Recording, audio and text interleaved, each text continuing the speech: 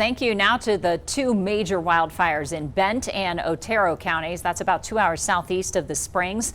The Bent's Old Fort fire has burned more than 1,800 acres and is 25% contained. The Fort Lyon fire is nearly 3,000 acres and 50% contained.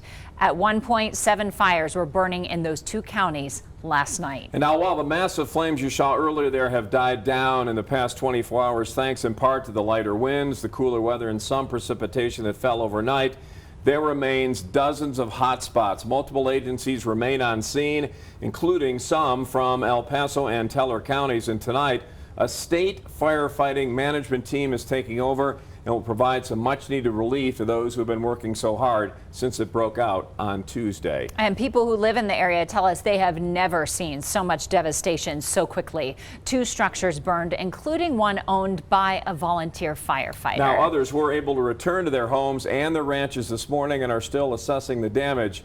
News 5's Natalie Chuck has more tonight.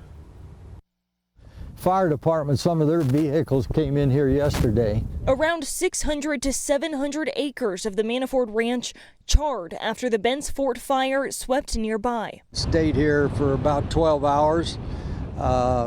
When I left last night, there was still a lot of flames. It's a sight all too familiar for rancher and veterinarian Dr. R.J. Nelson. Fence was all put in new 2 years ago when we had that fire. Another fire when even more of the property burned. We had quite a few cows that had burn marks on them. We finally figured out we lost 5 or 6. After a long night of cutting fences and moving about 250 pairs of cattle, Nelson is happy the outcome this time is better. In fact, they woke up to even find a few new faces. We let a couple cows go back down into the river bottom and they came out of there with their babies. So sometimes the good Lord, I think, has a hand in all of this too. And he feels lucky for good friends and a whole bunch of firefighters coming to the rescue. Without their help, I don't know how much would have eventually burned up.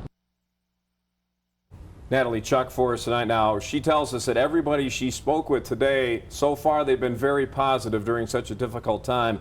And Dr. Nelson says that's just the way of life out there, and they will be continue to pushing forward to try and rebuild their lives. But meantime, we have more on that.